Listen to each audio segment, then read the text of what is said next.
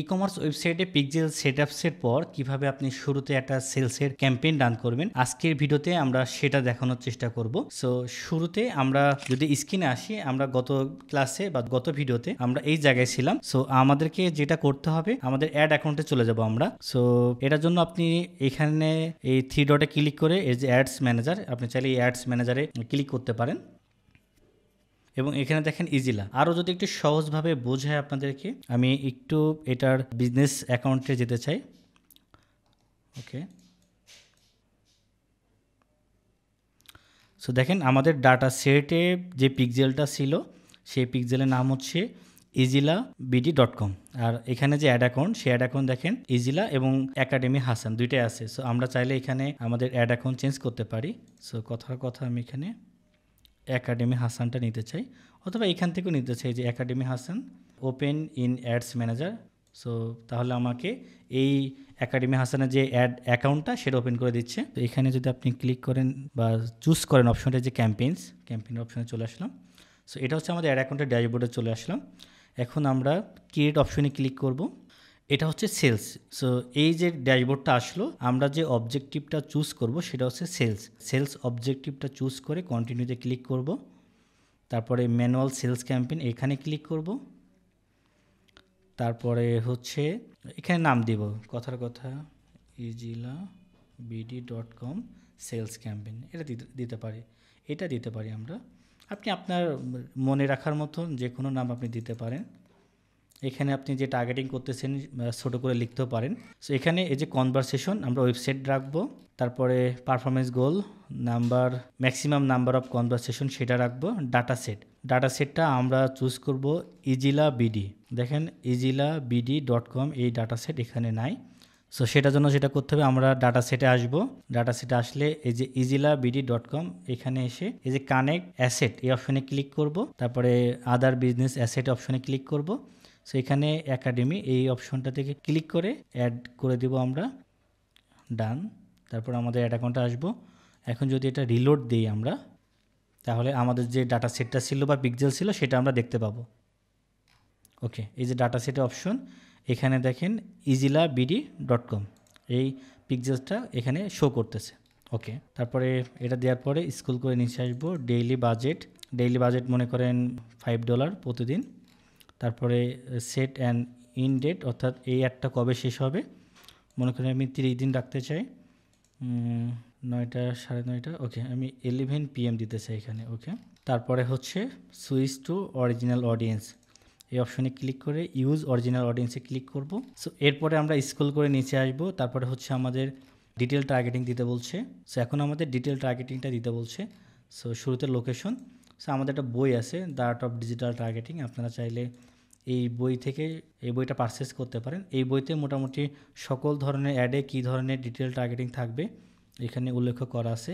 So আমাদের যে add সেটা হচ্ছে একটা পিলো, এই যে পিলো। সো এই পিলো যদি আমরা এখানে লিখে সার্চ করি, তাহলে পিলোতে কী ধরনের ডিটেল টার্গেটিং থাকবে এখানে দেওয়া আছে। লোকেশন বাংলাদেশ। সো আমরা লোকেশন দিব হচ্ছে বাংলাদেশ এখানে। তারপরে বয়স দেওয়া হচ্ছে 18 থেকে 45। তো আমরা মনে করেন 18 থেকে 45 বয়স সিলেক্ট করব। তারপরে জেন্ডার দেওয়া হচ্ছে only women, we can select also man. সাধারণত বালিশগুলো মহিলারাই কেনে, সো আমি ওমেন সিলেক্ট করলাম। আর এখানে টার্গেট কিওয়ার্ড পিলো একটাই আছে, আপনারা এই একটা দিয়ে ইনশাল্লাহ আপনার সেল ভালো হবে, বা আমাদের অলরেডি সেল ভালো আসছে, এই কারণে আমরা আসলে এই কিওয়ার্ডটাই দিয়ে রাখছি। অন্য আরও কিওয়ার্ড আছে এখানে, কিন্তু পিলো পেডস এবং থ্রো পিলো এইটা কিন্তু কুশন, ওটা কিন্তু পিলোর মধ্যে পার্থক্য আছে। কুশন সোফাতে ব্যবহার করা হয়, আর এই পিলো হচ্ছে সাধারণত বিছনায় বা ঘুমানোর জন্য ব্যবহার করা হয়। তারপরে প্লেসমেন্টে যেটা আছে সেটা থাকবে। নেক্সটে ক্লিক করব। অ্যাড সেট, এখানে মনে করেন ইজিলা মাইক্রোফাইবার পিলো সেলস অ্যাড। ওকে, সো এরপরে হচ্ছে আইডেন্টিটিতে বলছে যে ফেসবুকের পেজ কোনটা থাকবে। ফেসবুকের পেজ হবে ইজিলা। এখন বলছে ক্রিয়েট অ্যাড এবং ইউজ এক্সিস্টিং পোস্ট, আপনি দুইটা চুজ করতে পারেন। আমি ক্রিয়েট অ্যাডই দিব। সো এখানে মিডিয়া বলছে ম্যানুয়াল আপলোড করব। তারপরে ফরম্যাটে আমি ফ্লেক্সিবল সিলেক্ট করব। তারপরে নিচে আসলে অ্যাড ক্রিয়েটিভ, এখানে আমি অ্যাড ভিডিওতে সিলেক্ট করব বা ক্লিক করব। তারপরে আমরা একটু পেজে গিয়ে দেখব ভিডিওটা এখানে পাই কিনা। এই যে ভিডিও এটা, একবার চেক করব। ওকে, ভিডিও ঠিক আছে। এখন ভিডিও ডিসক্রিপশন প্রাইমারি টেক্সট দিতে বলছে। সো আমি প্রাইমারি টেক্সটটা সিলেক্ট করব।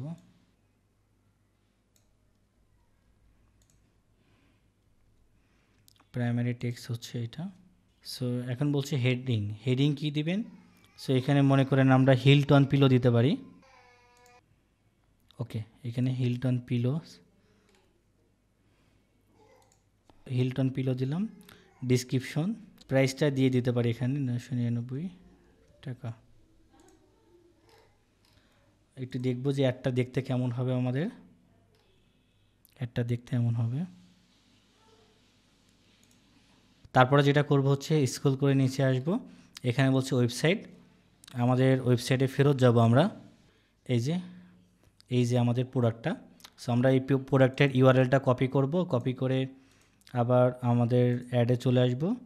সেখানে বলছে যে ওয়েবসাইট ইউআরএল, এখানে পেস্ট করে দেব। তারপর ডিসপ্লে লিঙ্ক বলছে যে আপনি এখানে তো অনেক বড় লিঙ্ক, আপনি চাইলে ছোটো করে দিতে পারেন, অর্থাৎ ডিসপ্লেতে দেখাবে এটা, কিন্তু এখানে যদি এই যে লার্ন মোড দেখাচ্ছে, এখানে আমরা বাটনটা চেঞ্জ করব, বাট ওই লার্ন মোডে যদি ক্লিক দেন তাহলে আপনার এই লিঙ্কে নিয়ে যাবে।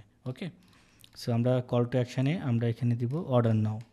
তারপরে ওয়েবসাইট ইভেন্ট, এখানে মনে করেন সিলেক্ট করে দেবো হচ্ছে izilabd.com। ওকে, এখন আমরা আরেকবার অ্যাডভান্স প্রিভিউতে চেক দিব যে আমাদের অ্যাডটা দেখতে কেমন হবে এবং কোন কোন প্ল্যাটফর্মে যাচ্ছে। আমাদের অ্যাডটা দেখতে এমন হবে। সেভে ক্লিক দেবো, তারপর আমরা এখন পাবলিশে ক্লিক করব।